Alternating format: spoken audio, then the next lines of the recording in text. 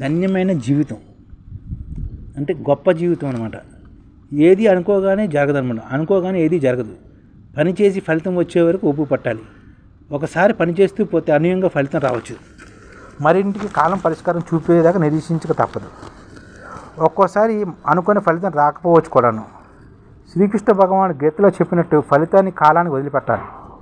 పని చేయడంలో మెలకులను గ్రహిస్తూ శ్రద్ధ కనిపిస్తే ఫలితం తప్పక వచ్చి తీరుతుందన్నమాట.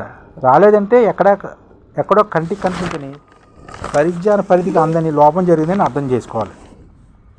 అలాంటి సూక్ష్మాలను గ్రహించి సరిదిద్దుకుని ఊహించిన ఫలితం సాధించిన వాళ్ళు ఆనందం వర్ణాతీతంగా ఉందన్నమాట. అది వ్యక్తిగతంగా గొప్ప సంతృప్తిని కూడా ఇస్తుందన్నమాట. ఇదే ధన్య జీవితం అనమాట. పని చేసే వరకు పని చేస్తూ ఫలితం వచ్చే వరకు ఓపిక పట్టుకుతూ పని చేయాలన్నమాట. ఒకసారి పని చేస్తూ పోతే అనూహ్యమైన ఫలితం రావచ్చని గ్రహించాలన్నమాట. మరి కొన్నింటికి కాలమే పరిష్కారం చూపిస్తుందని నిరీక్షించాలి. ఒక్కోసారి అనుకున్న ఫలితం రాకపోవచ్చు. కానీ శ్రీకృష్ణ భగవాన్ గీతలో చెప్తున్నందుకు ఫలితాన్ని కాలాన్ని వదిలిపెట్టాడనమాట. పని చేయడంలో మెలకులను గ్రహిస్తూ శ్రద్ధ కనిపిస్తూ ఫలితం వచ్చేదాకా పనిచేస్తూనే ఉండాలి. రాలేదంటే ఎక్కడో కంటికి కనిపించని లోపం జరిగిందని మనం అర్థం చేసుకోవాలి. నిరీక్షణ కాలంలో కాలం వృధా అవుతుంది. కొంతమంది అడ్డదారిలో వెళ్తారు. దాని ప్రయోజనం తాత్కాలికమే. అలాంటప్పుడు సమయమే కాదు, అప్పటిదాకా పని కూడా వ్యర్థమవుతుంది. నిరీక్షణతో సాధించిన ఫలితం మధురంగా ఉంటుందంటారు అనుభవజ్ఞులు. అది ముమ్మాటికి నిజం. మనసులో అలా అనుకోగానే ఇలా జరిగిపోతే దాని విలువ శూన్యం. శ్రీరాముడు పాదస్పర్శ కోసం రాయిగా ఎదురు చూసిన అహల్య మన్నించేలోగా రాముని కల్లారా చూడాలని ఉవ్విలింది శబరి. రామయ్య సీతాన్వేషణ కురుక్షేత్ర సంగ్రామం విజయాన్ని ముందు పాండవులు అగజాట్లు ఫలించిన నిరీక్షణకు మనకు అనమాట. అంటే రాముని కల్లారా చూడాలని శబరి ఎంతో కృషి చేసిందన్నమాట. రామయ్య సీతాన్వేషణ కురుక్షేత్ర సంగ్రామంలో విజయానికి ముందు పాండవులు కూడా అగజాట్లు పడ్డారు.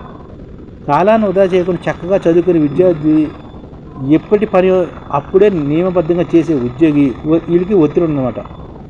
బాగా చక్కగా చదువుకునే విద్యార్థికి ఎప్పుడు పని అప్పుడు చేసే ఉద్యోగికి ఒత్తిడి ఉండదు.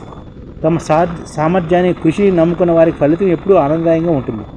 ప్రపంచం అనాగరిక స్థాయి నుంచి అంచెలంచెలుగా అభివృద్ధి సాధిస్తూ ఒక పద్ధతి ప్రకారం ముందుకు సాగుతుంది. శాస్త్ర సాంకేతిక రంగాలు నెలకొంటున్న విప్లవాత్మక మార్పులు జనాభాను అభివృద్ధిపరుస్తున్నాయి. ఎందులోనైనా మార్పు నిరంతర ప్రక్రియ. ఆలోచననే మార్పునకు నాంది. ఏ ఆలోచన వెనకాల లోకాన్ని ఎదురుపరిచి ఒక అద్భుతం దాగి ఉందో ఎవరికి తెలుసు? అబ్దుల్ కలాం అన్నట్లు కళలు కనాలి, వాటిని రూపం ఇవ్వడానికి అహర్నిశలు ఆలోచించాలి.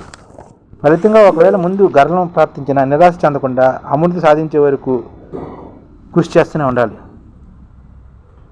ఒకప్పుడు కాలం నిస్తేజంగా గడిచేది. వనరులు సౌకర్యాలు లేక మేధస్సుకు పరిమితులు విధించుకొని జీవించేవాళ్ళు. ఇప్పుడు అలా కాదు. ఎల్లలేని విజ్ఞానం ప్రపంచ జిజ్ఞాసను గెలివిని ప్రోత్సహిస్తుంది.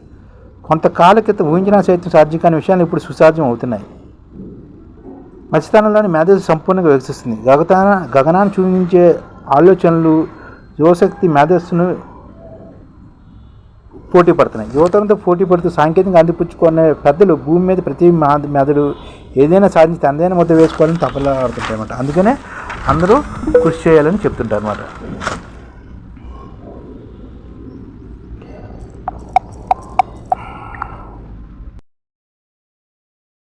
ఈ ఛానల్ ముఖ్య ఉద్దేశం ఏంటంటే మన తెలుగు రాష్ట్రాల్లో 1 కోటి మందికి సంఘటిత రంగాల్లో ఏ విధంగా ఉద్యోగాలు ఇవ్వవచ్చు, కనీస నెల జీతం 30,000 వరకు ఏ విధంగా ఇవ్వవచ్చు, ఏ విధంగా చేస్తే ఉద్యోగాలు సృష్టించబడతాయో వివరిస్తూ ఈ ఛానల్ వీడియోలు వస్తాయి. అలాంటి వీడియోలు మీకు కావాలంటే మన ఐడిఎఫ్ భాస్కర్ ఛానల్ని సబ్స్క్రైబ్ చేసుకోండి. ఐడిఎఫ్ అంటే ఇండియన్ డెవలప్మెంట్ ఫోర్స్. ఈ వీడియోలు చూసిన తర్వాత మీకు నచ్చితే లైక్ చేయండి, మీ ఫ్యామిలీ మెంబర్స్కి షేర్ చేయండి, మరియు మీ ఫ్రెండ్స్కి షేర్ చేయండి. Thank you. నమస్కారం.